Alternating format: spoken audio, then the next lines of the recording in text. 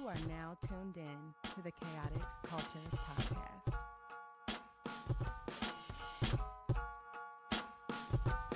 It's the KKP on your mother flipping airways. Hear the name ringing through the halls and the stairways. You were listening to a pod that can segue. All the latest topics guaranteed to fill your headspace. It's a safe place to voice your opinion. Say what you feel just like you're a kid again. Kid to pro and friends, black as obsidian. Chaotic culture, that's the world we living in. So what's the word?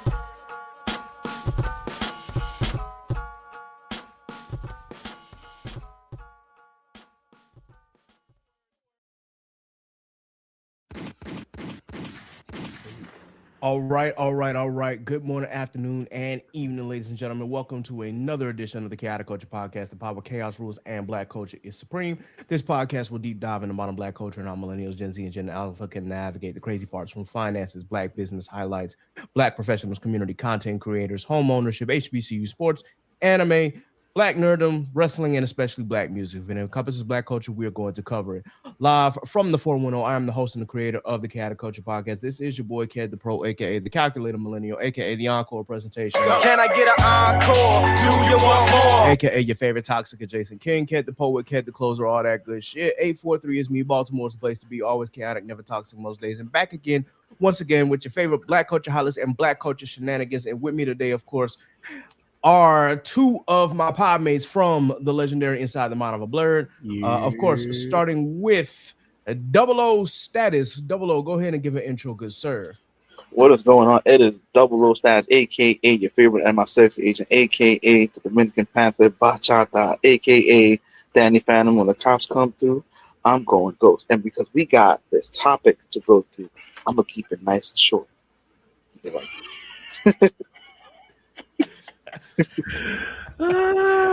That's fair, man. That's fair. All right, and of course, also joining me from the Inside the Mind of a BlerD, we've got Fuzzy Mango Nectar Dre. Go ahead and give your intro, good sir. What's good, yo? It's the Odie put the goodie, you know what I'm saying? The Fuzzy Mango, not fuzzy no more. He not. You know what I'm saying? I had to clean up well for the wedding, you know what I'm saying? For sure. But you know what it is, you know what I'm saying? It's a big bad patty wag, yo bitch the bone. You see these shoulders. She love me. She love rubbing mine. She don't love rubbing yours. It is what it is. All right. Where y'all? So today, of course, we got two topics on the brain that we definitely got to talk about. One that is, kind of crazy, and then of course the other being the thing that happened on Saturday night. But before we get into that, of course, we are having a mental health check. Each episode, of course, we go through what we've been through throughout the week, how we're feeling, and what we're doing, of course, to navigate these aspects of our life. So actually, I want to start with Double O, man. How has your mental health been so far, good sir? It's been good. It's getting through it. Like a lot of us, we're in different areas of life and stuff like that. So I'm like, for me, I just finished my master's in December. So I'm looking, to go to the next level. So I'm interviewing, and that's a roller coaster in itself, because honestly, for me, always it's a compliment to be invited into an interview. I think that's anyone, if you're job searching, feel proud of yourself just to get in the room, because it's a signal that you belong. And it doesn't necessarily mean you don't belong if you don't get that call back, but if you do, take that as an accomplishment. Sure. So I'm like having that up and down of doing interviews, also of course asking for the critique, the feedback. It's been really good in that sense. Been in a couple of rooms, and I just see myself improving in the interview process as things move forward. I will say a quick shout out. There was Schaumburg, the Library Center, just had its Centennial Festival on Saturday. It was beautiful. Just black panels, black workshops. We had nerds all over the place. You had black cosplay going on, and we had Rakim performing. Oh, so that was beautiful to see. Yes, sir. Well, day. So that that was the beginning of Saturday, and I let Dre take it from here. You already know. I ain't gonna lie. As for the mental, not too bad, not too bad. I'm finally getting some physical checks getting done. Even though it's chipping away at the job don't like me no more. But fuck them niggas. If I can find out if my body's hurting, I need to fix that bitch. You feel me? Mm-hmm. So I'm getting that done. I got an interview. Well, not interview, a test tomorrow that could lead to an interview. So hopefully, pray for a brother. Hey, And praise then on Saturday, my homies got married. So you already know what it was. It's Big Drunk Dre in the house. You feel me? Yeah, I was drinking. I was having a Yeah, grand yes, time. sir. Other than that, the mental's been not too bad. I've been more happy than usual, which is grand. Hey, that's good to hear, man. That's good to hear. For my mental health, so this week was moving again. I finally got up out of my cousin's house in PG County and had moved back to Baltimore. As of this recording, obviously, this will be posted on either Monday or Tuesday, depending on how quickly I can edit this. However, of course, I'd start work on Monday. So this, brand new job, brand new field. So, it's a little different. I'm like, I finally get some of my freedom back. I finally get my own space back. Don't gotta worry about, waking up my baby cousin, Mhm. months old. Didn't want to disturb that. And, ultimately just thankful that my cousin was able to open up his doors and allow me to crash there for like a month and some change until I could find a job and until I can get my bearings back. So as y'all can see, new Mhm. apartment, new room. I'm in a limited setup at the moment. Of course, I don't have my actual computer. I'm doing this from a laptop, but I do have my soundboard. I do got my good mic. So I'm sort of kind of back in business here, but still recording this from the laptop because my computer is not all the way set up. I literally just moved into this place on Friday, so everything kind of fell into place between signing for the keys, meeting the movers, getting the movers to bring all that stuff all the way from Glen Burnie / Pasadena all the way into a neighborhood of Baltimore. I want to say exactly where, but just know that it's it's an older neighborhood, but it's an older, quiet neighborhood, though a lot bigger than the neighborhood that I was in. A lot more people, a lot more kids running around, but still, still nice neighborhood, still nice area. And of course, y'all know I'm a church going dude. The church that I go to is literally not even 10 minutes away. So I thought that was very God. convenient. My job happens to be like 35, 40 minutes away.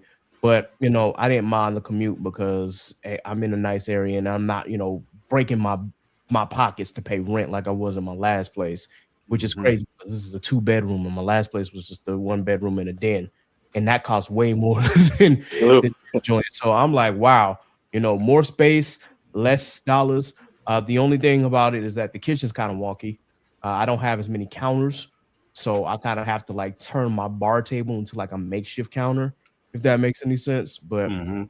yeah, it is what it is. I am, still got some stuff to rearrange. Obviously, this room will become the new office space / what Steve called, or was it Steve or was it Cam that called this the coffee shop? So I gotta rebuild the spot. Get a nice little. Well, my futon is broken down right there. I either need to fix that or get a new one because it actually broke in storage, and I don't know if I'm able to fix it. So I might have to get a new one. But y'all Oh no. see the bookshelf in the back. Of course, the lights are gonna go up on this wall. You're gonna see a whole lot more paintings, obviously, and I'm gonna make it. I'm gonna make it a nice little area. So I'm just thankful to be in the spot that I'm in, and I'm thankful to be starting a new job. And I hope they don't run me into the ground like my last job did. Yeah, I got some choice words from Amazon, but I'm not going to say it on this podcast because, yeah, I'm not trying to have, I'm not trying to have Jeff Bezos or Andy Jassy come after me. So yeah, there's that. But anyway, I've been all right, y'all. I have been all right. Before we get into this segment, I just want to do a couple of shout outs. Of course, big shout out to BlerD9, aka Divine Nine Blerds. For those of us who are part of D9 and are looking for a nerd space, please be sure that you hit me up so I can add you to that Discord as well. BlerD9, of course, has been traveling and has been doing a lot more of these conventions. I'm pretty sure that a few members of BlerD9 will be out at DreamCon. We don't have a panel for DreamCon yet, or this year at all. But that'll be something that we work on. However, there will be some more panels revolving BlerD9 in the coming months. So just keep an eye on that. We do have some members of BlerD9 who do have panels at DreamCon, so be sure that you support. Because of the move, and of course, because of my new job, I'm gonna just go ahead and say it. 9 times out of 10, I'm probably not coming to DreamCon this time around. For those who were expecting me to be there, it'll be my first one that I missed in 5 years, but it is what it is. All my expenses had to be geared towards moving, and of course, with me starting a new job, like fairly quickly, I couldn't, make time to fit that into my schedule and whatnot. So it is what it is. But that being said, there are plenty more con opportunities for us. I'm probably going to apply for a press badge for Otakon. We'll see if I'm actually able to get out there or not. And of course, we are still awaiting news from Anime NYC, which of course we will update you if that news ever comes. It's crazy because I believe that I got the news last year at the end of June, beginning of July. So chances are I'll probably hear that again, which means I'll still have to kind of rush to make our panel work, but we'll see what happens. Anyway, we need to go into Act 1 because this story has been plastered all through Twitch and all through YouTube. The Twitchverse, I didn't think could get any crazier, but it clearly did. And I don't want to show any of these videos because that will require us to watch like 3 different videos and 3 different reactions. I can't do that. We're gonna keep our posting. We're gonna keep Spartan notes on how we feel about this situation. So naturally, for those of you who are aware of what was happening, there are 2 streamers, one by the name of I'm Not Kenneth, aka, well, his real name is Kenneth, but the streamer name is I'm Not Kenneth, and his ex-girlfriend, Kathlena, who goes by Cortez on the Twitch or YouTube spaces. So they dated. Obviously, they're not dating anymore. And part of that is because, well, mostly because of Kenneth had caught her cheating on him. And the crazy part is she was cheating on him with her cousin, not his cousin, her cousin. And I'm sitting here like, yo, what the fuck? And I gotta go to my other my other soundboards because that requires that for real. Like the first time I heard that, I was like, excuse me? Your cousin. Huh? And of course he explains the story and how he caught her. Basically, he didn't really think anything of it initially because she was talking on the phone with her cousin, and there were times when she would go see her cousin. I mean, like, look, if someone tells you that they're close with your cousin, your automatic assumption is like, okay, that's fam, that's cousin, that's cousin. Your thought process is not going to think, hey, she might be flirting with her cousin or she might be fucking her cousin. Like, that's not going to be that's not going to be the first thought that crosses your mind. This is like, oh, okay, that's cousin and whatnot. But things started to get a little strange when, he, as Kenneth puts it, there were times like, she would be talking to him at late night or putting the phone on mute. And even one time when they went to a movie date and she was talking to her cousin during that movie date, he started to get these like little red flags here and there, like, what's going on here?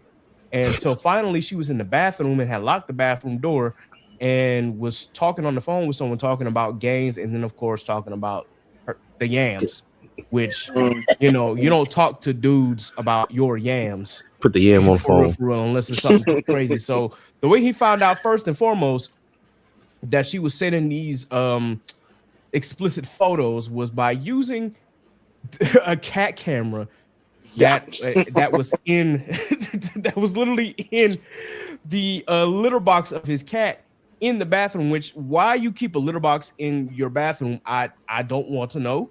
But I know a couple white people that do that, and it had a camera. So he checked the camera and literally saw her, taking explicit photos and sending them to this, this person.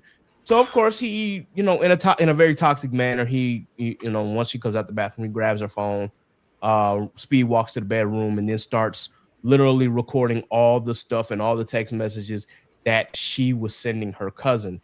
And I don't want to repeat some of the stuff that he read, but let me just say it is crazy. Like, she literally called her cousin a boyfriend figure, all also Bucket list. the amount of explicit Create a photos bucket that she sent, between each other, saying the cousin thing was really fucking her up and shit like that, and that how she felt about him, and her cousin was responding like, no matter what happens, we can't let this have negative aspects on her life and shit. But she was still pretty much just telling her cousin how she felt about him, and it's just like Kenneth is literally like recording all of this and checking her hidden messages when he's just like, yo, you are psychotic, bro. And of course, at that point, he had to break up with her because why? And then you could hear her in the background, like banging on the door, screaming, like, can we talk? Can we talk? Can we talk? And he's just like, nah, gang, like, we ain't got nothing to say. So, of course, when they finally do talk, she's crying and apologizing. He's just like, hey, yo, nothing you say can deter me from that. Like, we're done. But she explains that there was some psychological trauma behind it. I don't know what. And apparently she had like a video of where she talked about how she was, attracted to her cousin once, but most people thought it was like a joke, but clearly it wasn't. So clearly she's been having feelings for a while. And she was explaining like how all this kind of came about, but he's just still stuck on the fact. He's like, dog, you fucked your cousin. Like, what is that? So I just thought that was crazy. Naturally, I think Kenneth is a little, he said some shit that I thought was kind of weird too, throughout these 2 or 3 videos. And I'm like, all right, he's clearly a young boy, but it's still crazy because it's one thing for you to get cheated on. That's another thing for you to get backdoored by your partner's family member. That's wild crazy. That's a wild phrasing. I'm just saying. He got back to her. She was getting back to her. Everybody get back to her. I'm like, oh man, bro. Like I don't even know what sound. I'm gonna play this sound effect. Like that shit just that shit was so fucking crazy, bro. Like I don't even know how I can contextualize it and how I was able to summarize it. But yeah, that's the basis of what happened. And now she made a reaction video to it, apologizing, but then saying that they had a toxic relationship, and then she says that he abused her, and then he makes another reaction to that reaction, and he's just like, bro, I never touched you. I never touched you without consent. I didn't start drinking until you introduced me to smoking and drinking. And then going back and forth about, how she, I guess contemplated self-deleting or rage quitting life, to keep it in simpler terms. Again, for those of you who suffer from mental health issues, just always know that this podcast here has an open ear for you. And of course, we are willing to help you in any way that we possibly can. But she was explaining how, she suffers from depression and whatnot. And he believes that she's just sympathy farming. I'm not to discredit again anybody who suffers from any kind of mental illness. This is not to discredit you or discredit her feelings, but he feels that she's just using that to save face, and you could tell throughout that video that she was reading a script. So he believes that she hired a crisis manager to kind of like try to save whatever self-respect she had for herself, if there's any left. But she also doubled down too and was like, yeah, I did that. Yep. Which was wild. Yeah. I'm still so amazed by this whole situation. I had to come over here and talk about it. So I just want to know how everybody else is feeling, because this is clearly a crazy story. It's that little, it's that little Sweet Home Alabama. You feel me? No.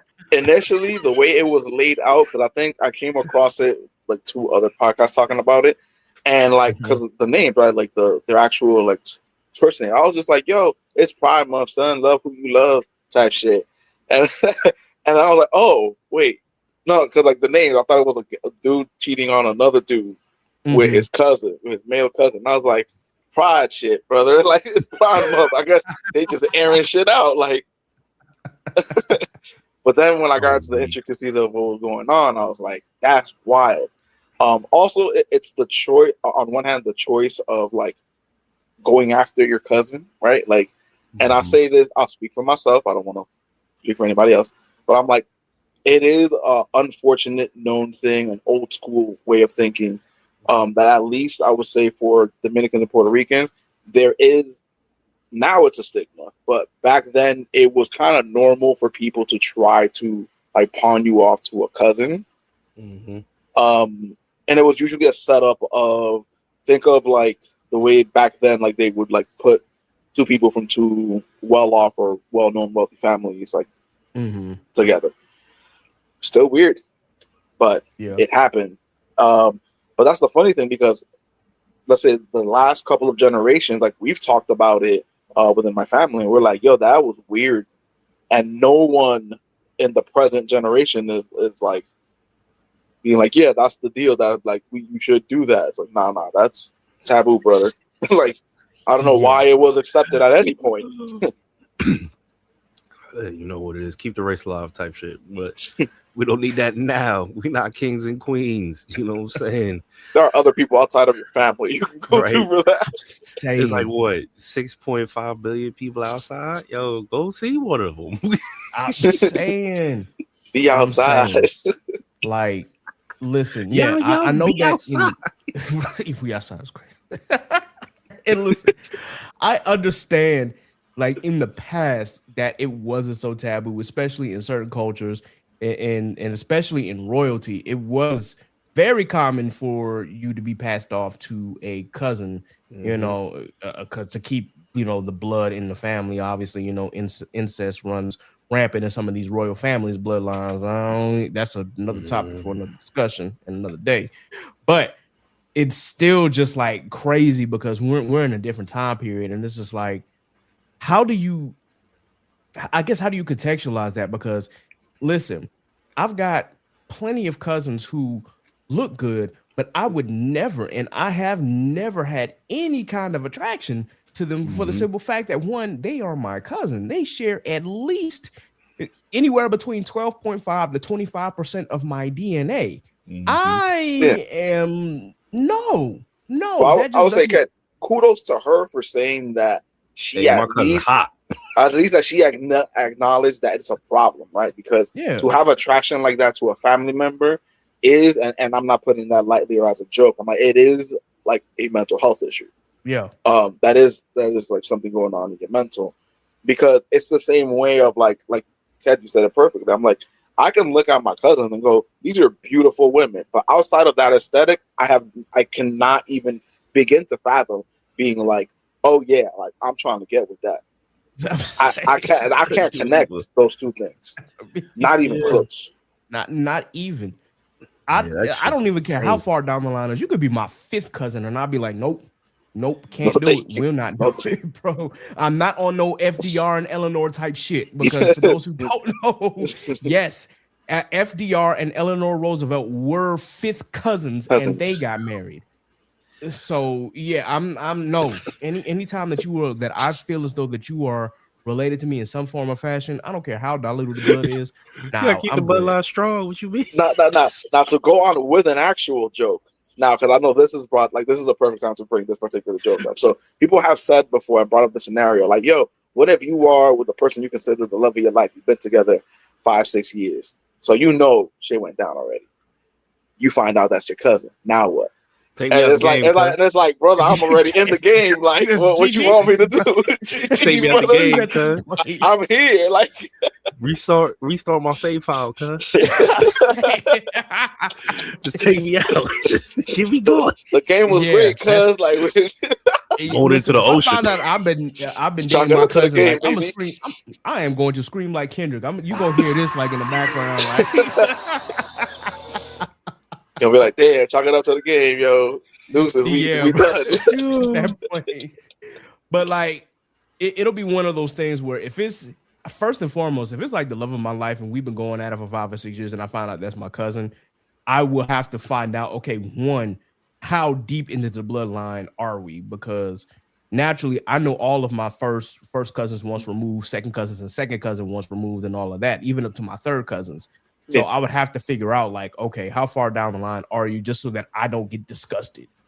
And then at that point, you'd have to, I guess, make the adjustment. For me, I'm like, hey, look, you still my cousin. We can't continue. Clearly, that's just not in the cards. Now, another scenario would be like, say that that's the love of your life. Y'all, did the thing and then had a baby, and then you find out that y'all are actually cousins. Yeah, at that point, different. You can't really do anything. You about committed, that. brother. Like, you're 5,000. If you got a child by your cousin, I mean, you really can't do nothing about it. It is what it is at that point. Like, damn, but it's you may not stay with them, but at that point y'all share a kid now, so it's like you're just gonna have to live with that for the rest of their natural born lives or the rest of your natural born life.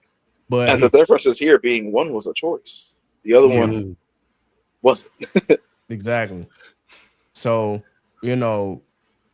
this was like her choice to actually engage with her cousin and whatnot. And again, I'm not taking away whatever mental health struggles that she's dealing with. I do hope that she gets the help that she needs, especially because, as Double O said, messing with your cousin, that is definitely a mental health issue. Now, everything else on top of that, I'm not here to judge either of them, but I do feel sorry for Ken, because it's just like, damn, dude, like, what really can you do? Like, you literally got your heart broken because your girl decided that she wanted to have relations with her cousin. And if you saw on his video, there was a shared note of it was a shared note basically, and it was like a bucket list of things that they wanted to do to each other, which was frogs. It was gross, bro. It was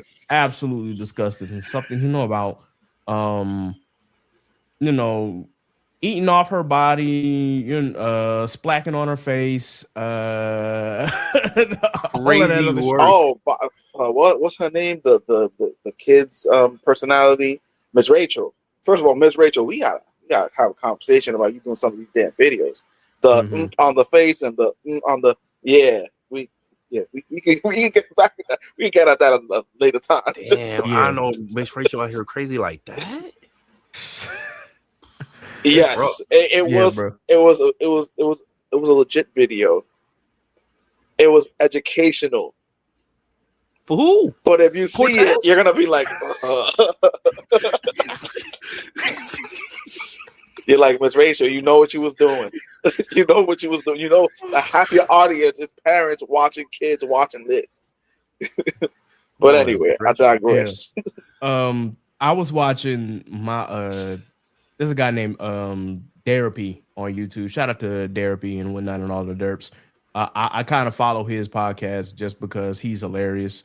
And he was watching the second video, and which was, Kathleen pretty much like explaining her situation and talking about the negative aspects of their relationship. And he was so deep into the video, but one of his followers had made the comment saying, "What does this have to do with you fucking your cousin?" And he was just like, he completely forgot about that aspect. He was like, "Oh shit, how did I forget that?" You forgot why you were there in the first place. Exactly. I'm like, bro, that's why you were there in the first place, because of that whole situation, bro. It just be a regular cheating situation outside of that. Man. Oh my goodness. Yeah, but because he was so enthralled with the video and enthralled with like hearing her side of things and whatnot, he completely forgot, like, hey, you here because she fucked her cousin, and she didn't acknowledge that she was cracking her cousin, but she still said that she hurt the people that she cared about, which was her ex and whatnot.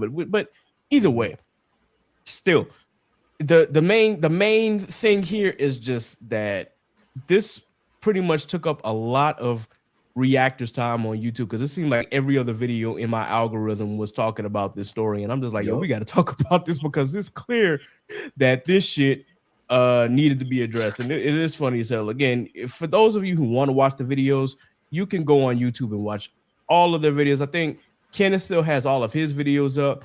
I'm pretty sure Kathleen took all of her shit down. Like she deleted her profiles and all of that.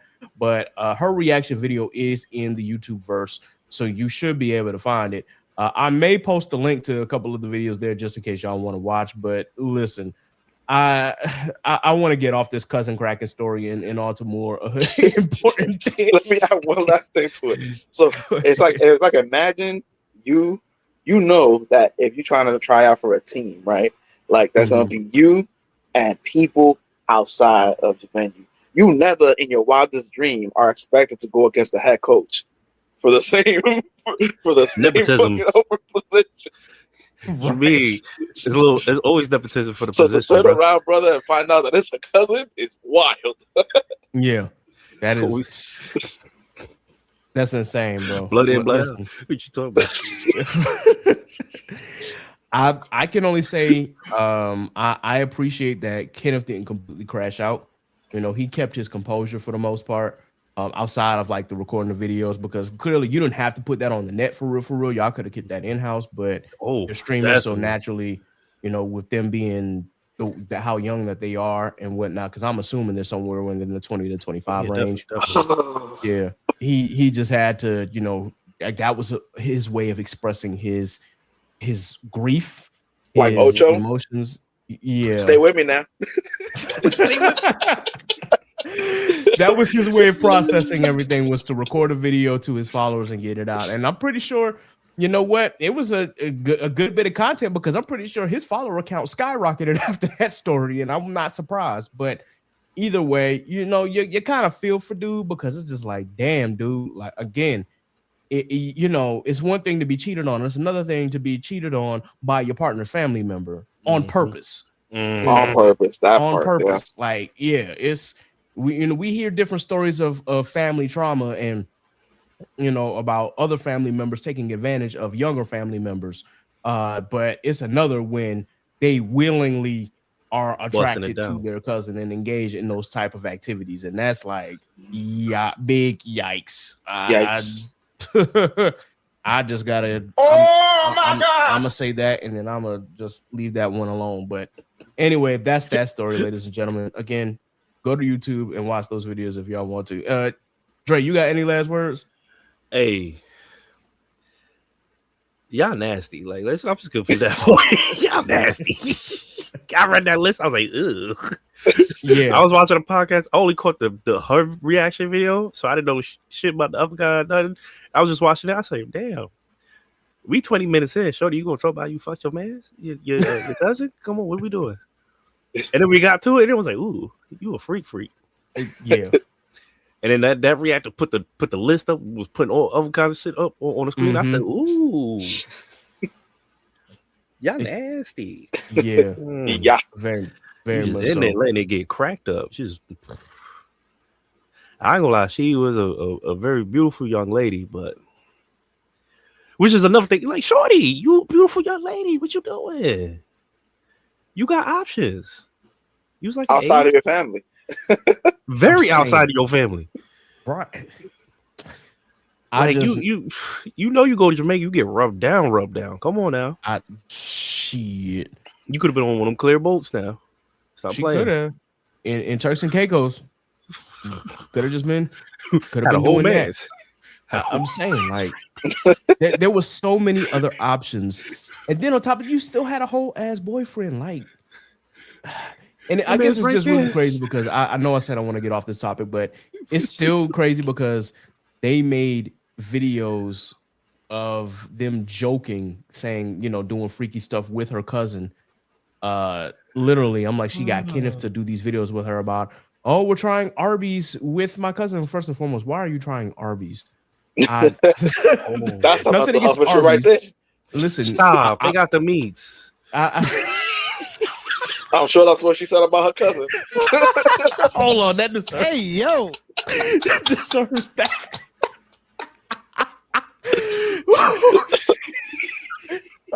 Hey.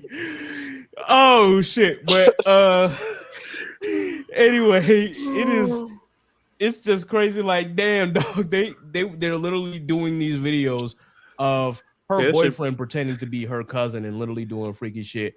But then she's also doing, videos with her cousin of them doing, some Freaky suggestive shit. things. Yeah, not like freaky shit, but I'll just bet they enough to have be it. like, that's weird.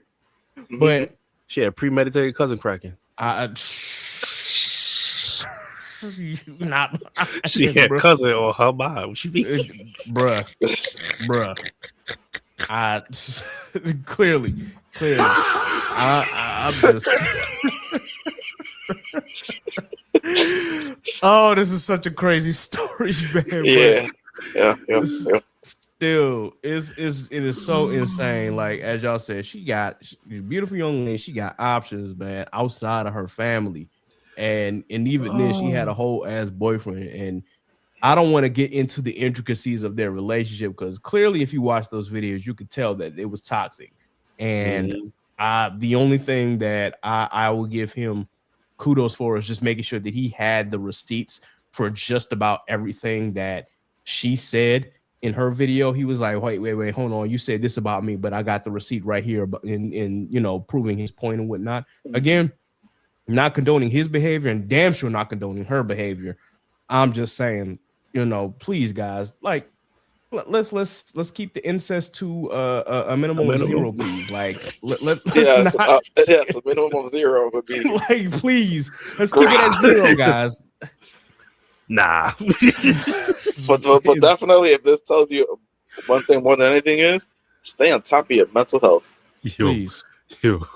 We can't stress that enough, y'all. Please stay on top of your mental health, and please don't let these traumatic events shape you into who you are and the actions that you do. Like, and hopefully, if you're considering that action, hopefully this deters you from it.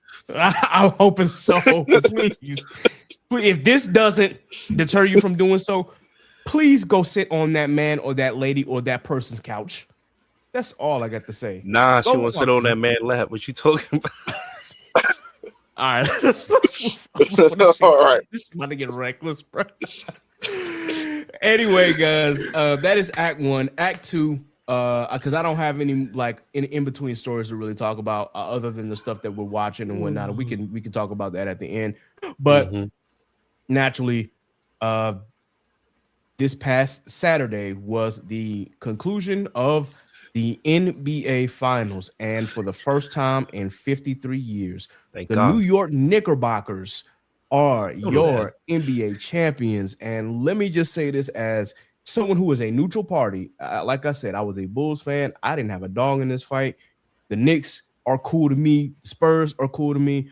I just wanted to see a good finals. And the fact that this Knicks team was so underappreciated throughout this season, man. First and foremost, they played it smart because throughout the season, they didn't necessarily like try to fight for a 1 seed or 2 seed. They were still, it looked like they might have still tried to figure it out, but you could tell that they were still an elite team because one, they won the NBA Cup. So they won the actual in-season tournament. So they really did, get the 3 seed. And of course, it looked a little shaky with that Atlanta series because they were down 2-1. And then they won the next 3. And that game 6, oh my God, was just like, it was a massacre. And I had to give them props for that. That's not when I realized that they were going to win. It was when they swept the Sixers that I said, oh shit, New York can win the finals. I don't know if they will, but that was when I realized, like, yo, New York might actually get to the finals and they might can win. Because when they played the Cavs, I'm like, I don't see the Cavs beating them. And this isn't just me because I'm a Bulls fan. Of course, I'm not going to cheer for the damn Cavs. But it was clear as day that the matchup with the Cavs was completely lopsided. Spider did all that he could, but the rest of the team didn't show up. I mean, Evan Mobley did try to do a little something there, but it's clear James Harden regressed. The entire team, fell apart. The Knicks went on to the finals, and then the Spurs got there by they toppled the of course the number 1 team in the NBA, and the former past champion. Yeah, Flop KC. Yeah, flop KC is crazy, but accurate. But yep, they got past the Thunder, and I had said Spurs in 6. not really taking into account that, hey, look, the Knicks are the more, veteran team. I think the Spurs have a really, really, really strong young core, but I took the talent of the Spurs and tried to place that above the seniority and the experience of the Knicks. And plus, I knew that Jalen Brunson is an elite guard. That was my I already knew that going in. I was just like, no, this Jalen Brunson, he's gonna ball out. He's been balling out the entire time, but he's gonna really ball out. And this series surprised me in so many ways. One, just because it seemed like every game was decided by less than 10 points. Yep.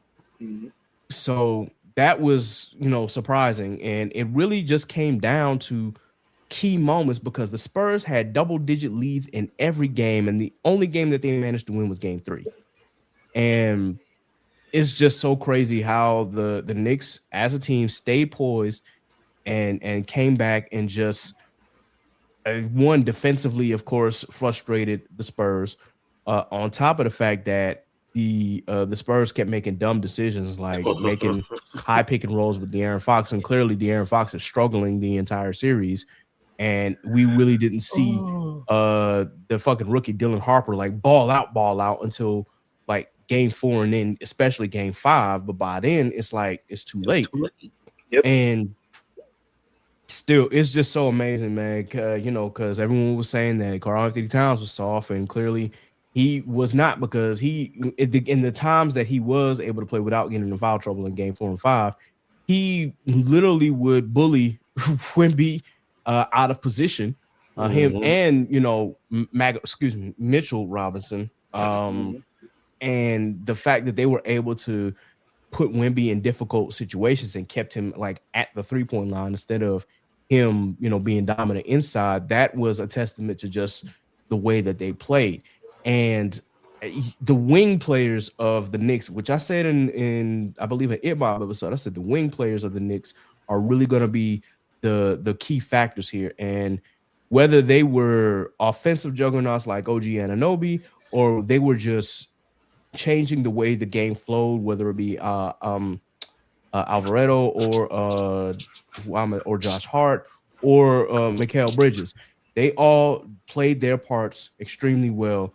And in game 5, when it was time to, close it out, even though that they were struggling in the first half, Jalen Brunson turned it on, and that's all she wrote. I'm thoroughly impressed with how the Knicks, literally this entire playoff run, I'm just thoroughly impressed by how the way that they were able to capture the title, especially with how good the East is going to be next year, and how the West continues to be the bloodbath that it is.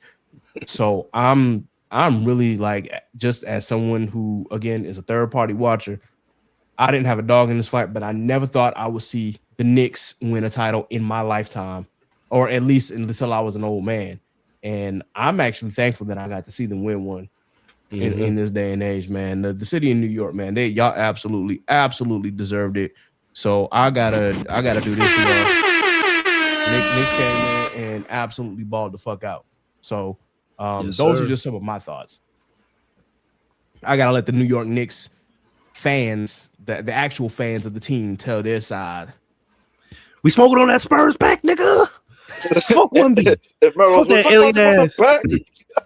Facts, suck my dick from the back. Y'all niggas thought y'all was hot. Y'all niggas is not. Y'all ain't shit. Fucking Wemby, big, dumb, stupid, goofy ass.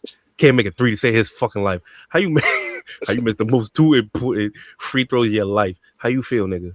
Trash. Garbage. Get off my fucking field. All right, Castle, fuck you. You was ODing. You was mad flagrant every game, and that's why you fucking lost, nigga. Your big, stupid, doofy ass off. All right, De'Aaron Fox, you my favorite Knick of all time. Yo, you he was in the running for MVP, the MVP. You running for the MVP, and I respect it. I hope they give it to you. You were the GOAT for that. All right. Yeah, we need him at the we parade. Had 7 mans on the team. I didn't even know you could have that in the rules where the other team got 5 and we got 7. The game whole changed up. You feel me? You know what I'm saying? Or you rest with 8 men and 10 men on that damn field for the fucking Spurs. Fuck you niggas.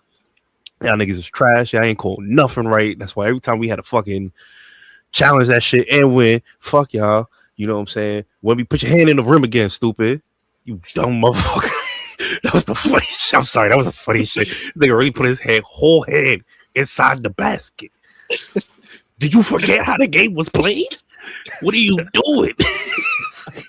It's like, yo, you hear the word goaltending all the time when you're near the basket. How did you think putting your hand through it was going to be any different? Right. It was the best time. When I saw that, I said, oh, we won. We win it right now, guys. I was at a wedding and we were playing poker, and it was like, nah, you sure we won it? I said, look what this man just did. We won. This man is stupid. Yeah. And I'm like, I think I would take it as far back as it's everything is decision based, right? And you see why throughout the series why Jalen has been the captain of that ship, both officially and on the court.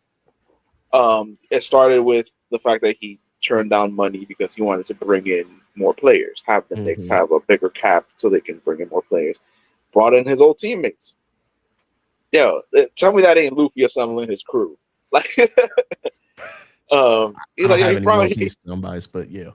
I'm like, he brought other championship players in. So it all started with that. To go player by player again, Fox, yo, you should get the 6-man award. Right? I need you at the parade, brother. You need to be right up there. Castle, I don't know what happened to you in game 5. I think you just got real nervous because we whooped y'all ass at your own home. So I know a home game felt like an away game for y'all. Because Castle went off game 4. And I was like, damn, there he goes again. Wemby, why? Why do you guard the 3-point line? Like someone told you to do that.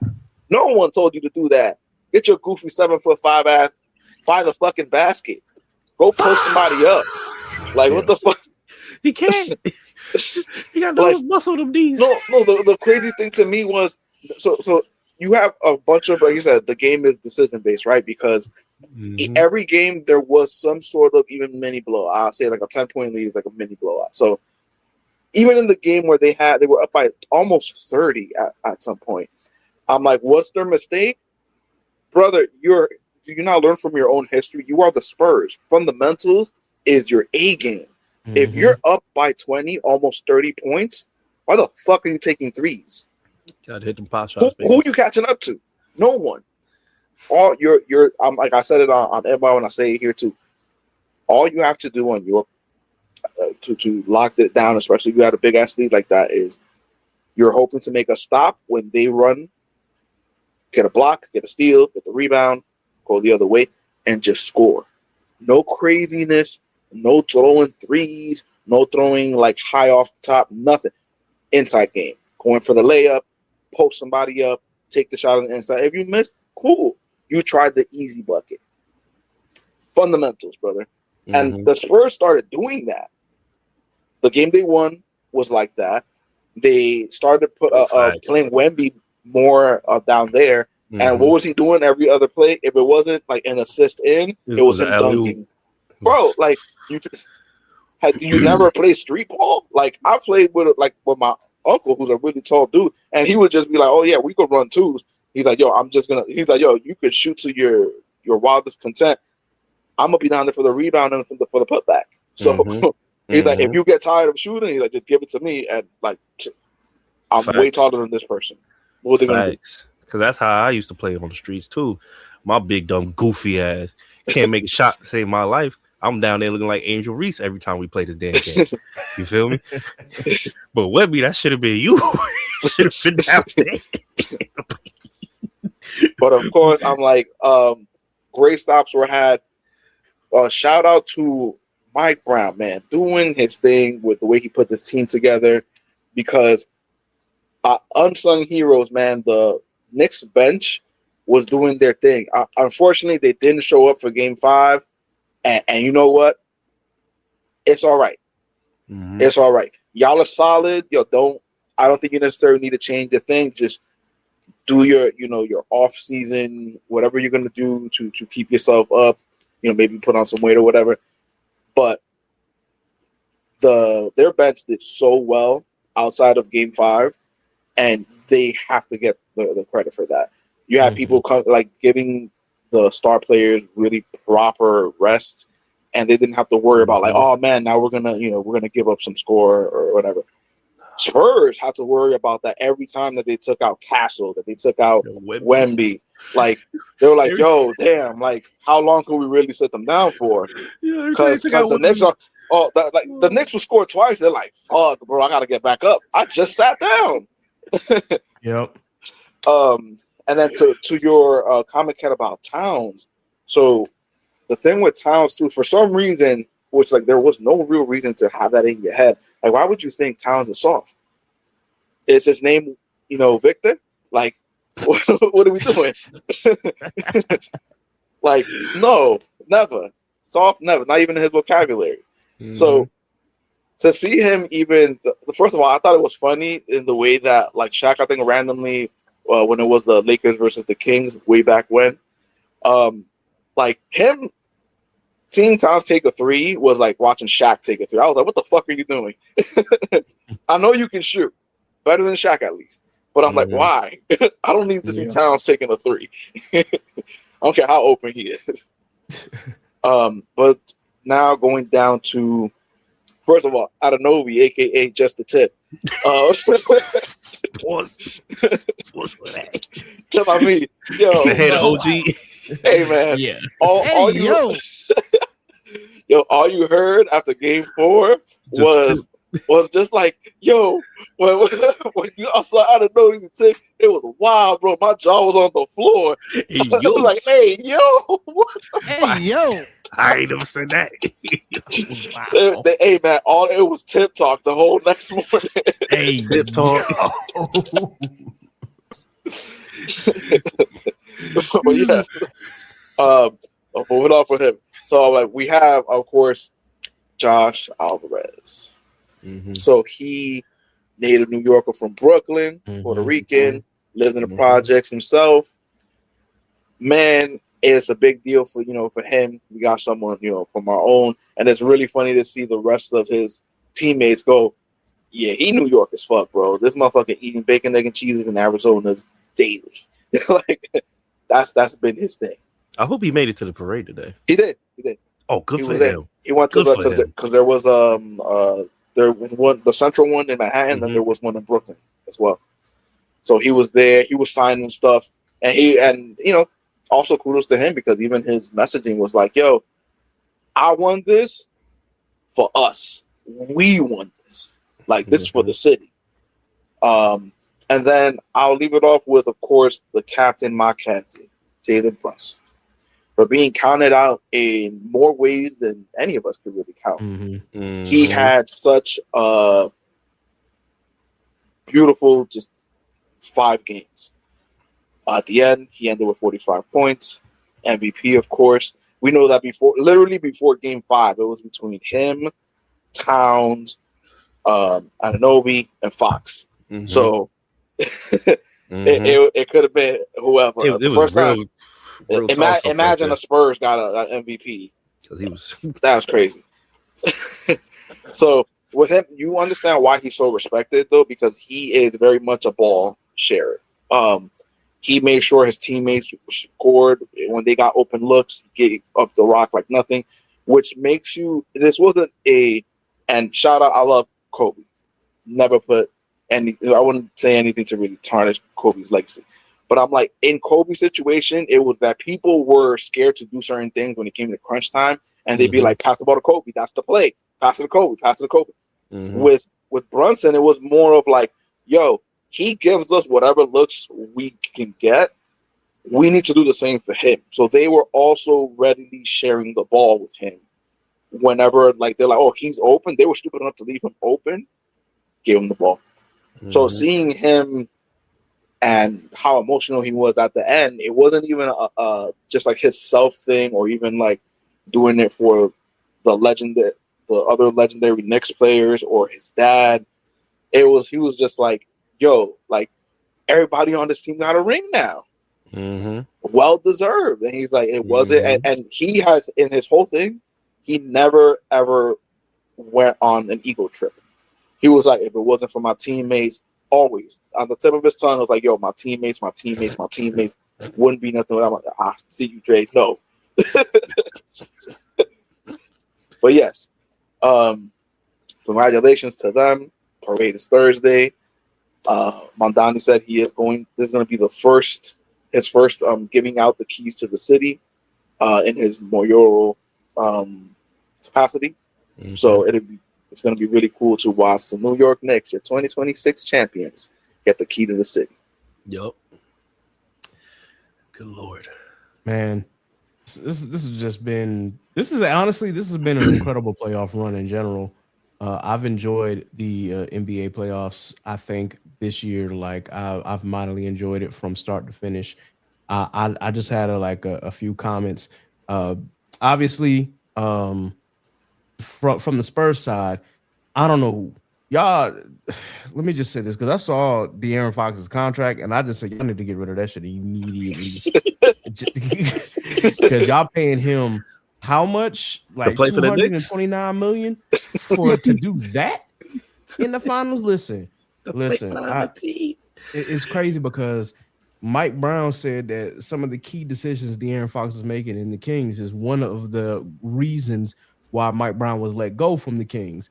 And yet, I think that those comments proved without a shadow of a doubt, that he went too far off because, listen, we can go back to that game 4 when the Spurs are up by 1 and you're chasing the ball down. You see OG Anunoby like coming behind you. You can't outrun Anunoby, but at that point, all you have to do is grab the basketball and just let him foul you so that y'all can go to the line and force the Knicks to tie the game. Instead, you try to go for the layup, and Anunoby blocks it, and then all of that leads to Anunoby getting that final tip in to pretty much seal game 4 after being down 29.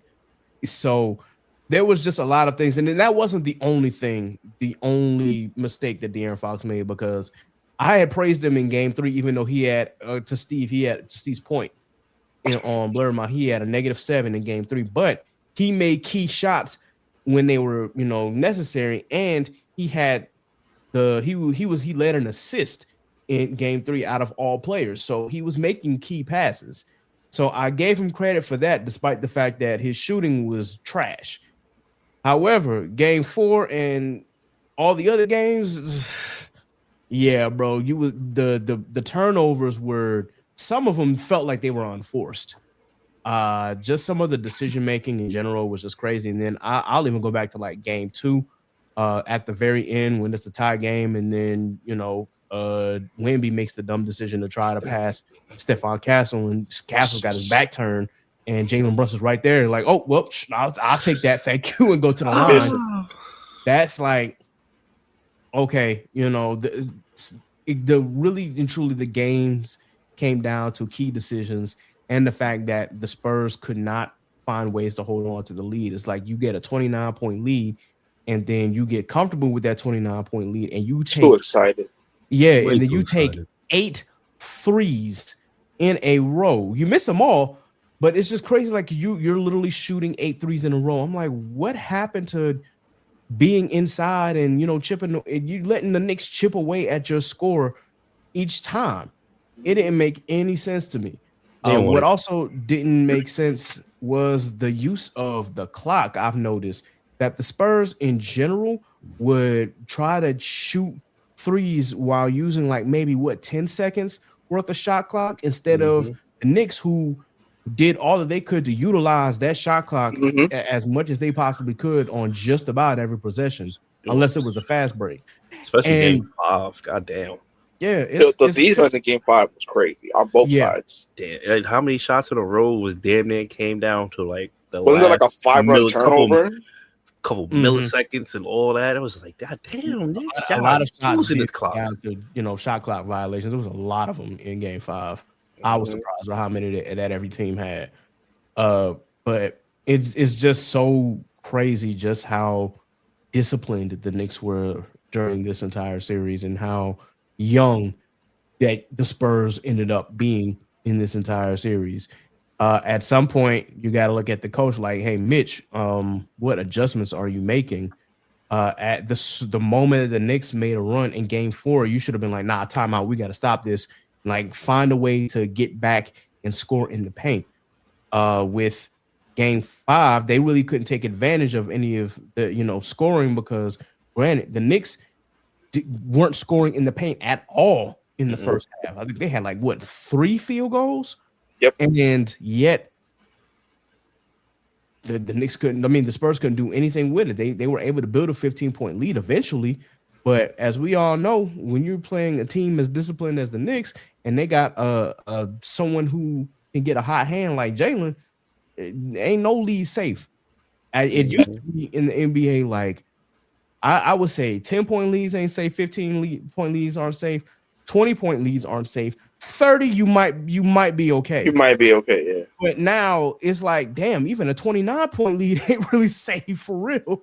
But also, look at to your point, because you mentioned this before when we were chatting on ITMOB and also when we were on the group chat. Mm-hmm. Living and dying by the 3-point line is one of the stupidest mistakes that you can make. Yes. Mm-hmm. You did not need to, as the Spurs, that is a championship team. I'm not going to take that away from them. They will win chips at some point moving forward. Build around, not even building. You have good players, just condition them a little better. Definitely get Wemby in a weight room of some sort. Please, boy, need to do leg day something. But I'm like, that aside, like you said, they just play too loose. And to keep taking threes when you're not the one that's down is crazy. That's why I'm like, for me, the Knicks at first, they were doing the unfortunate thing of living and dying by the 3, but then they kind of realize, you know what, it might take us a bit, but if we keep just two, okay, if we have a wide open 3, yeah, take it, but let's two, and that's literally what they did. They chipped away at it little by little. And the Spurs should have been able to stop that. But again, that comes with, like Kat said, there's something to say about why an established field general is such an important role in a team. Not just the statistics on paper. It's how can this person lead in the field? Because you're going to have situations also like at the end of game 5 where no timeouts. You're going to have to play the ball as is. So can you make key decisions, good decisions at that, when it comes to these monumental parts of the game? And I'm like, Jaden has shown time and time again. He's like, the Mr. Clutch nickname is earned. Yep. Jeez. Oh my Lord! Fucking gonna be big. Everybody, goofy ass. Everybody is better than Jalen Brunson until it's time to be better than Jalen Brunson.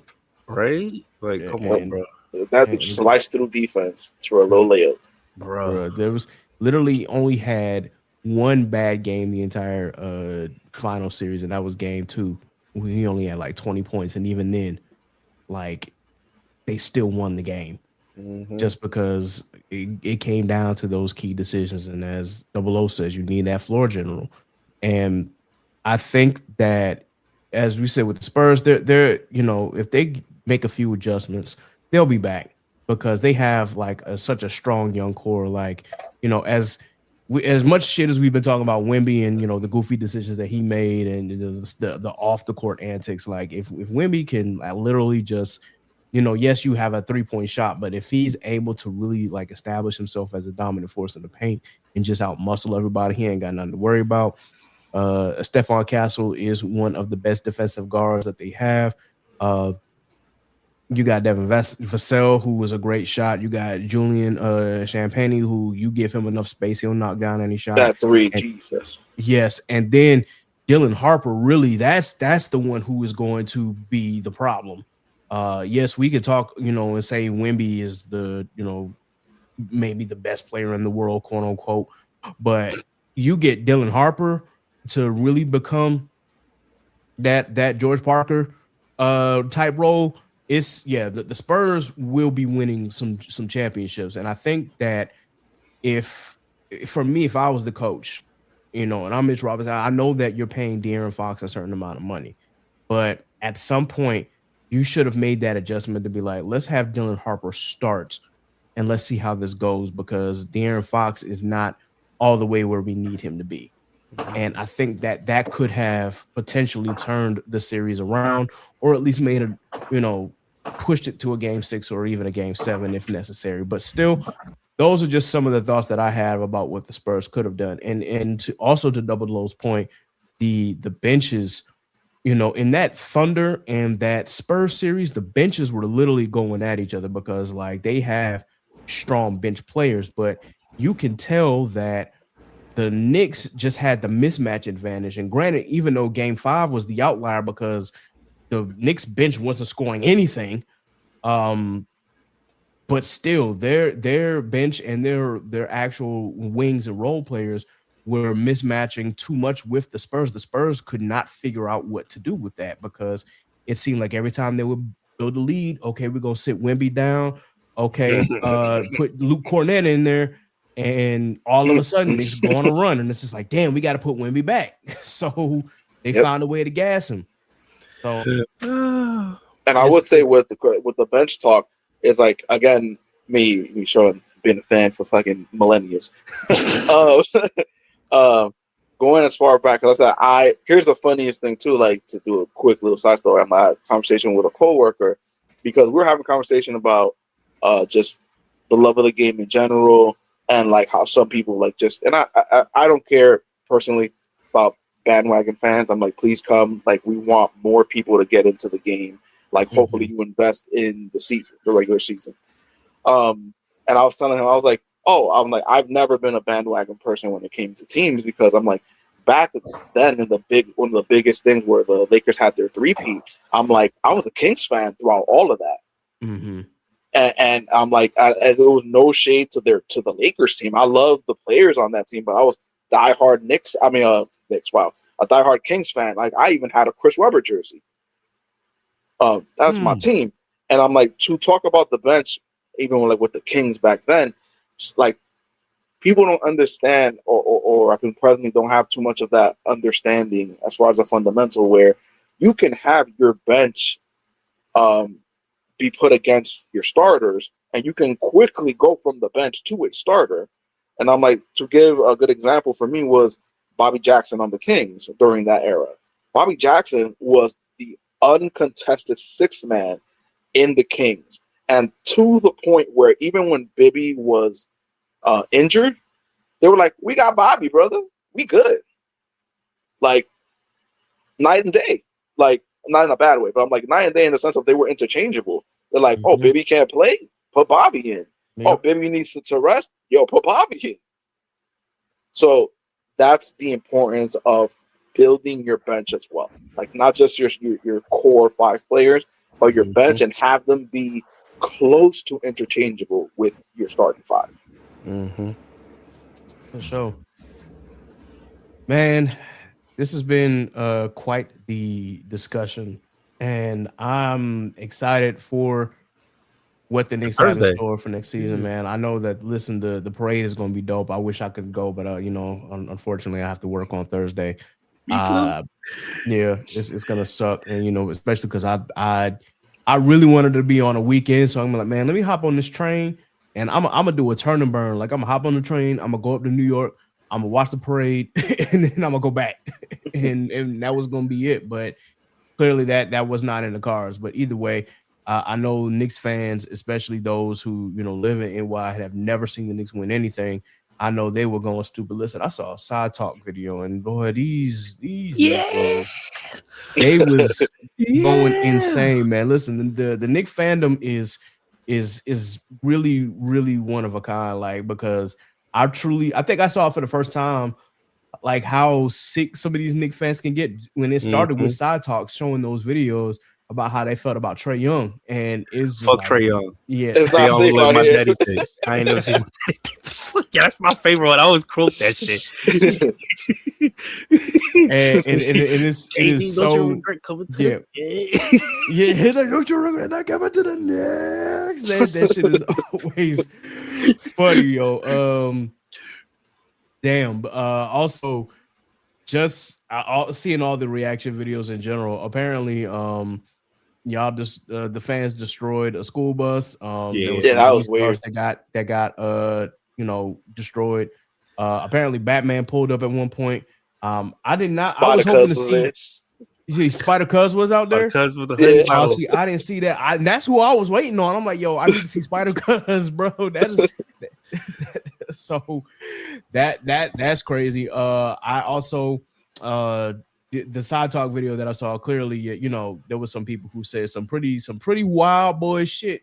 That requires a couple of Yes. things, because some of them were just like, yeah, Jalen Brunson, next time I see you, just know it's Pride Month. I was like, oh no.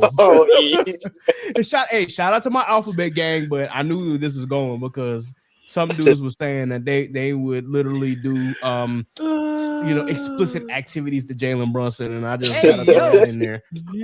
One person even said that he was changing his last name to Brunson, and I'm like, okay, you know what, y'all got it. Someone said they would do a hit for Brunson. Hey. Say when. That's what they said. That boy don't. All I'm gonna say, Jalen Brunson don't got to. Literally, if he walk into a random bar in New York City, he ain't never. He not paying, brother. He not paying. Paying for what? He not paying for shit. The bar, like, no, just pour him a drink, like immediately. That's the second mayor of New York City. What you talking about? I'm saying. Right? The New York fans are definitely interesting, man. But I am excited that y'all finally got to see your team win a championship in this lifetime.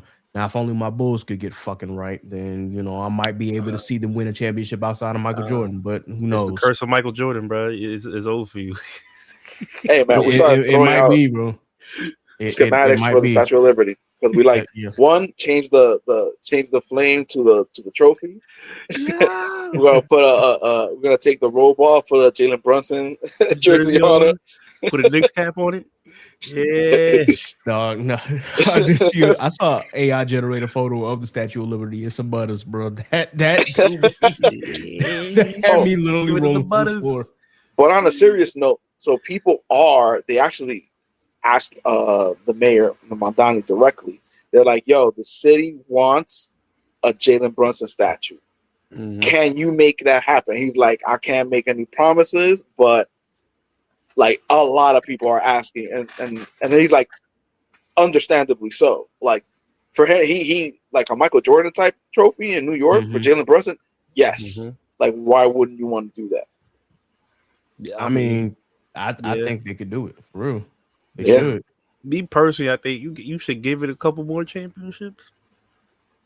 Like, nigga, hey, we waited 53 for this one, brother. Hey, look, if the Knicks win one more, you definitely got to throw a statue.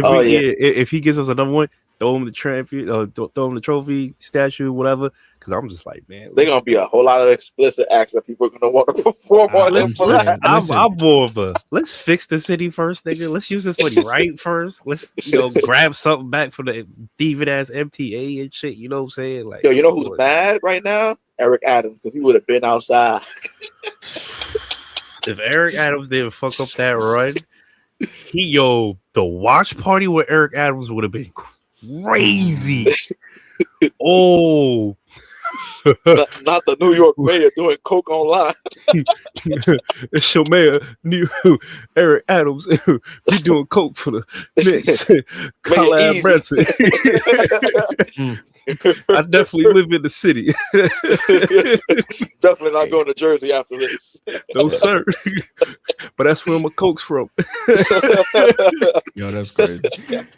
Back to the statue talk. So, I mean, granted, the Mavs have a statue of fucking Dirk, and Dirk only won one championship. So, well, it is Dirk. It is Dirk. Yeah, right. So I mean, it's not out of the realm of possibility for Jalen to get one. Because this is literally their first championship in 53 years, and the last team that to win it had Walt Frazier on it. So that should tell you that's a that's a long time, bro. Now, That is another older than I was conversation. born. Another conversation that rose from this is Jalen Brunson the best Knick to ever live at this point? Asterisk with, would you say that without the championship? Yes, I would. I'd Hmm. absolutely would, because I know mad people love Carmelo Anthony, and he was one of a great player at one point. For me, I think Carmelo was great when he was on the Nuggets, and when he came to the Knicks, he wasn't really all that because he didn't take us anywhere. Meanwhile, Jalen Brunson just took us to 2 finals and won us a chip. You know what I'm saying? That's 2 finals back to back and a chip, and we might go back to the finals next year with this team. This man might be on a generational run for us. We're going to have to see what happens in the next couple years. Man, if he makes us the next Lakers run, if we run a 3-peat, that'd be wild. If we could just keep, if with this team, all we ever do is just enter playoffs and get 2-3 down, maybe go to finals, maybe get a chip, and it's better than just, oh wow, we got to the first finals, first playoffs, and we lost, or man, we were so close to get to the playoffs.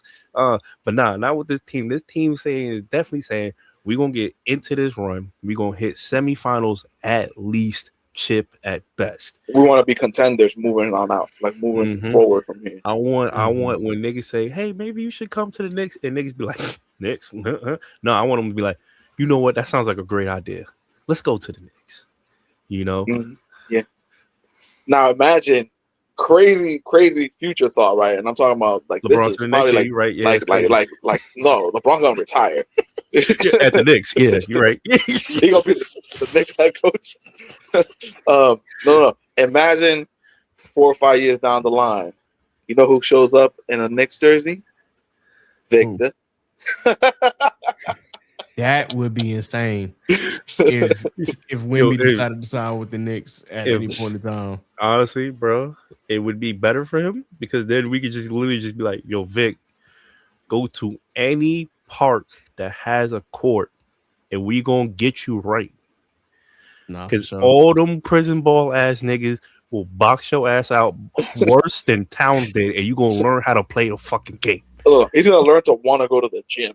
And 2, you take one of them fucking fouls from them niggas. When I was high school, we decided to go to Cove Lakes Park, and then them prison niggas came on the field. I took an elbow from one of them niggas, and I said, "Oh, I thought I was big. No, I'm not. This thing just boxed me completely out the paint. I was not ready for this. This is not my game." I stick with football. That's it. You know what I'm saying? He gonna go to one of those courts and he gonna learn. Hey, what you been dealing with now? It ain't really been flagrant, killer. And the way people were getting at him too, get your French baguette croissant eating. Like, man, it's like, damn, the France guy lit the fuck up through him. I mean, it's true. Cause the boy's soft as a croissant. You know what I'm saying? He be flaking. We need to get you the baguette levels, killer. And then maybe you could be the threat that everybody say you is. Cause yo, let's keep it a buck. Your hamstring look as big as my pinky, my G, and it's just that's not good when you 7 foot. You need some thigh meat, something. You know what I'm saying? Pause. Cause like if you look at Yao Ming was tall as fuck, but he didn't look small. You know what I'm saying? He looked like a threat when he was like, given whatever career he had. Because I'm not gonna lie, I don't forgot it. At least the man looked like, hey, you can't just push Yao Ming over. All right, Yao Ming gonna pull up on you, and you gonna have to figure it the fuck out. When he pull up on you, you be like, man, if you will get out of my way, like the fuck, I'm trying to hop the train. Fuck out of here. Whoever is that one undercover cop who think he's not, right? who really think he undercover, and you're like, bro, you're like, my nigga, I can see you. I was like, I can see the badge, right? It's under there. I see your badge. I see your bulletproof, killer. Don't do that. You're not cool.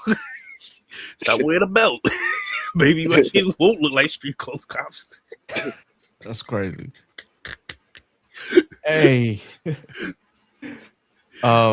My last thoughts on this subject before we get up out of here, man. Once again, big shout out to Mike Brown.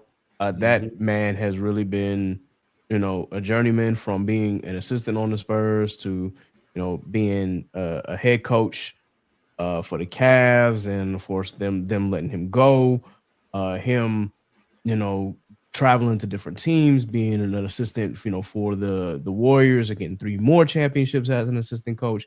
The man finally won a championship as a head coach, so I got to give him props.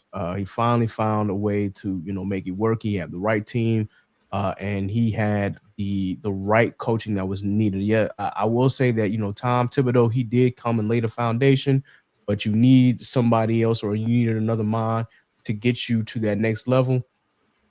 And Mike Brown was able to do that for the Knicks. So big shout out to him. That man finally has a ring, as a head coach. So big shout out to him. I just gotta say, is I like the parity in the NBA right now, because there's literally been 8 different championships the last 8 years. There has not been a back-to-back champion, and so that for me makes the NBA more entertaining. I know we could say, what we want about Adam Silver as the commissioner. I know a lot of people don't like Adam Silver as the commissioner. I'm just sitting there like, did y'all forget how bad David Stern was? Granted, there was some things maybe David Stern did a little better than Adam Silver, but I'm just like, y'all, David Stern was not a likable commissioner. Like, nobody fucked with that dude. He did some. He used to be like a dictator, and it's just crazy that niggas was just like, man, we could have, we need somebody like David Stern. I'm like, no, the fuck y'all didn't, because y'all would boo him too. Like, David Stern, y'all think Adam Silver gets booed. David Stern literally would, like, he would walk out and it was automatic boos. It was worse than Roger Goodell getting booed. That's just how I see it. Worse than Trump getting booed? Oh, no, ain't nothing worse than Trump getting booed. Like, I listen, please boo louder if you can. anytime you see that motherfucker boo him, he should have never came to game fucking 3, man. He was the reason why we lost game 3. It would have been a sweep. It would have been a sweep. Y'all could have had that. Y'all could have put the broom out, but nah, he had to come to game 3 and ruin the mojo. I'm glad that them sisters came and saged all the Madison Square Garden down and threw holy water on that joint, because get that devil out of here. So with that, those are just some of my final thoughts on the NBA right now. As of this moment, the only thing left that's going on right now is the Stanley Cup Finals, with the Canes up 1-0 against the Golden Knights of Vegas, and I need my Canes to pull through so I can, celebrate a little bit. I'm not a big hockey fan, but of course, the Canes are more of the quote unquote home team, even though they're in Raleigh. But South Carolina doesn't have a hockey team, so naturally I float to the Canes. So I do need them to win one for the Carolina, so that way, I could say that we won something. Other than that, that's all that I got, man. We're gonna have some more episodes, of course, with us talking about the manga that we've been reading and the anime that we've been watching, because we haven't done an anime episode in a while. I do want to sit down and just have a discussion about some of the anime that have really piqued our interest, and some of the stuff that's been really good and has not been good. And of course, the continuing saga of One Piece. I can finally partake in those talks. I haven't watched or read God Valley yet, so I'm still trekking along. But once I open up that manga, I already know I'm in for some peak storytelling. So shout out to Oda. And I also want to get into some other stuff that's coming out this summer as well. But again, we'll get there when we get there. And to my audience, thank you for being patient with me. As y'all can see, I was in the middle of a move, so that's why y'all were getting episodes like once every other week or once every 2 weeks, because I didn't have like a real stable place to record except in my cousin's house, and I wanted to have more space and more openness and more time to do my own thing. So now that we're back, I'm gonna get my real setup going, and then we can fully get into some of these topics and change the settings around and make it look all nice and presentable. But anyway, any final thoughts before we get up out of here, Double O? And I'll say two. I was like, one is a shout out to Brunson Senior.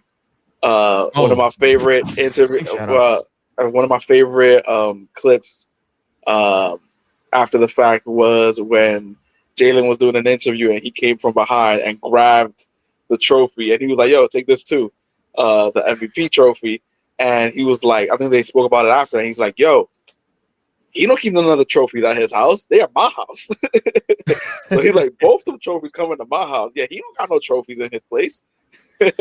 So I love that. And again, like he and his father has such a deep like love for each other, and you know, love to see that, man. Black fathers, black sons, love to see that shit. My second shout out is to Rob, because I won't be able to do it this year because I think most of the stuff for me this year, con-wise, is set in stone. But I will start applying as press probably circa next year. Let's see how that goes. So shout out to Rob for that. Yeah. I just want to like to say, fuck the Spurs, fuck Wemby, fuck Castle. Shout out to my nigga Big Fox. You know Shout out to Fox, baby. Shout out to Fox. You held it down. Come to the parade, baby. You honorary Nick. You know what I'm saying? You my guy. You know what I'm saying? Shout out to Clarkson. Shout out to Brunson. Shout out to that whole Knicks team. Y'all was great. Y'all did the damn thing. Shout out to the head coach. Shout out to the defensive coach. Shout out to offensive coach. Y'all know what the fuck y'all was doing. You know what I'm saying? Y'all weren't out there just be like, yeah, let's live and die by the three. They was like, you know what? Hey, OG, I see you could dunk on Wemby. Keep doing that. You know what I'm saying? Keep it going. You know what I'm saying? Towns, box that nigga out all day. You know what I'm saying? I love that.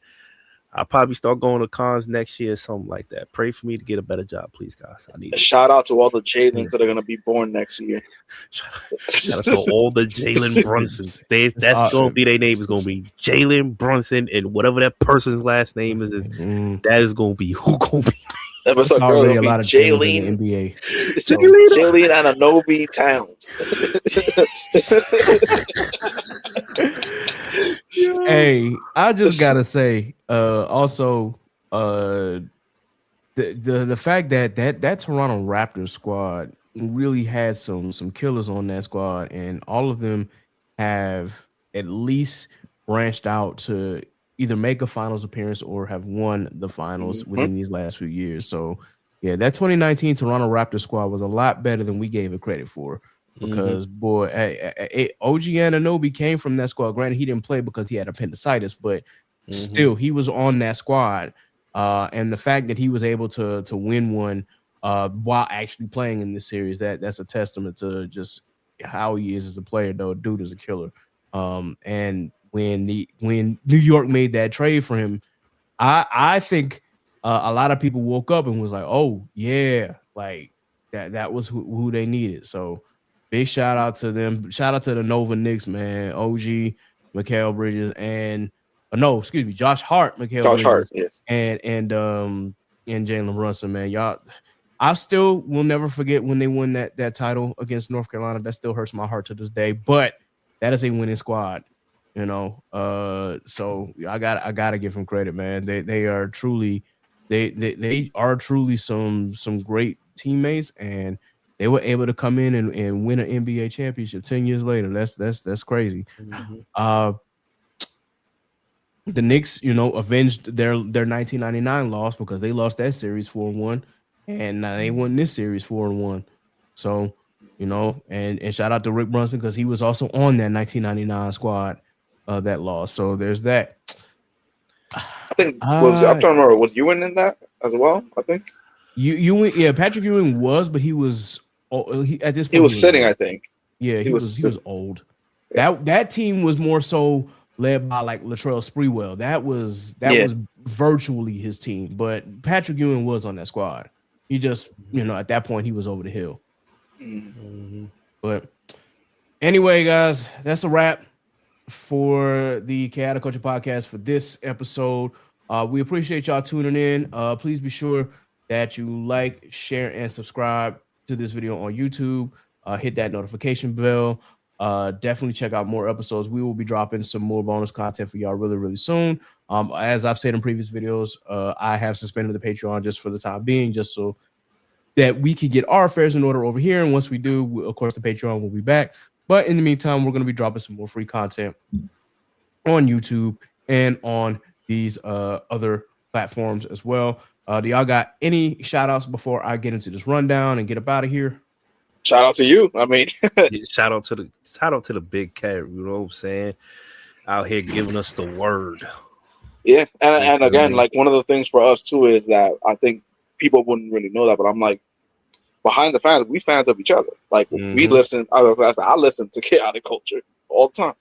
For sure. And I appreciate that support, man. I'm doing the same thing. Like, granted, we are on ITMOB, but I'm always trying to at least listen to ITMOB any chance that I get. If I'm listening to podcasts, it's always this one and ITMOB. So as y'all know, that's my sister podcast, so or brother podcast, however you want to put it. We in it to win it, man. We all here trying to make a living, trying to eat, and just to make great content where we can just sit, talk, and pretty much laugh our ass off because. Well, we did a lot of that at the beginning of this episode. This was when we talked. We went from cousin cracking to the Knicks winning. Like this is crazy. That should be the title. Cousin cracking. Everybody getting cracked. Cousin and the Spurs. Oh damn. Oh man, I don't even know what sound clip to play for that. I'm just. I'll throw that in. Oh my god! Just for that, but or fine, boom. There we go. All right, I'm trying to find this rundown so we can talk about it. Just a brief announcement for those of you who live in the Baltimore area. Again, this weekend is Juneteenth, which means that the Afram Music Festival will be happening at Druid Park. It is free, so please be sure that y'all go and check it out. There will be plenty of actual artists that'll be out there, ranging from Mario to Chloe Bailey to the Lokes will be out there. It's gonna be a time. I'm gonna try to get out there. I don't know if the job wants me to come in on Friday, but I know for damn sure I'm gonna try to go out on Saturday. So please be sure that y'all tune in and go to the Afram Music Festival again, completely free. Like you ain't gotta pay a dime to see any of these artists perform. So be sure that y'all check it out if you live in the Baltimore area. With that, I don't know why I cannot find this rundown, but either way, since I can't find it, I ain't gonna waste too much time because again, I want to be sure that we get to edit. Big shout out once again to all of the podcasts that support this platform, including of course ITMOB. I already know the home team. Big shout out to Rob, the father of Vash, who's still doing his thing. Of course, Mike Check, Waifu. They're always continuously putting out great content. It's crazy because it used to be a lot of us in this podcast game, and now it's only a handful of us, but we still gonna do this damn thing because that's what we love to do. Big shout out to all of the streamers and content creators who have supported this podcast as well. I promise y'all I will shout y'all out in the next episode. Also to the Black artists, the Black business owners, and any of the Black authors that I've failed to mention. Of course, please be sure that you support your local Black author or your local Black mangaka. That includes Steve with Wake the Dead, and of course, shout out to Studio Maho, who's really more becoming an animation studio. But big shout out to them because they're always doing great things. And with that in mind, y'all, please be sure that you like, share, and subscribe to the Chaotic Culture Podcast. Once again, please be sure that you like the video, share, subscribe, hit that notification bell. Please be sure that you follow us on your favorite DSP or wherever you listen to your podcast. That includes Spotify, that includes Apple Music, iHeartRadio, Amazon Music, Pandora, wherever you get your podcasts. Of course, you can follow us on Facebook at the Chaotic Culture Podcast page. You can also follow us on X/Twitter at Chaotic Culture 1. You can follow us on Blue Sky at chaoticculture.bsky.social. And you can follow us everywhere else. That includes Threads, Instagram, and TikTok at Chaotic Culture Pod. Of course, you can follow me, Ked the Pro, that's K3D the Pro, on all social media. You can, of course, follow my co-host on their social media, Scuba Steve at Scuba Steve 1428 on all social media. You can follow Sappy at Scraps14 on all social media. And, of course, you can follow Law at L.JR_96 on Instagram and Law96_ on X. Double O, how can people follow you? Double O status, all your social media platforms. All right. And Drake? Basically, the same thing, brother. Big Arrow Senin on all your social media platforms, unless you're on Instagram at @NextNo. Yes, sir. Yes, sir. And then, of course, please be sure that you follow Inside the Mind of a Blerd at the BlerD9-Pod on all social media as well. That is a wrap for us. This has been another edition of the Chaotic Culture Podcast. So until next time, folks, remember, embrace the culture. Chaos rules. Be blessed. Be safe. God is love. And we are out of here. Deuces. Oh my God! Now, that was the wrong sound bite. Oh my God. I'm trying to get the gunshot. There we go. We out of here. That was crazy. There you go. That was crazy. That looks better. So what's the word? You are now tuned in to the Chaotic Culture Podcast. And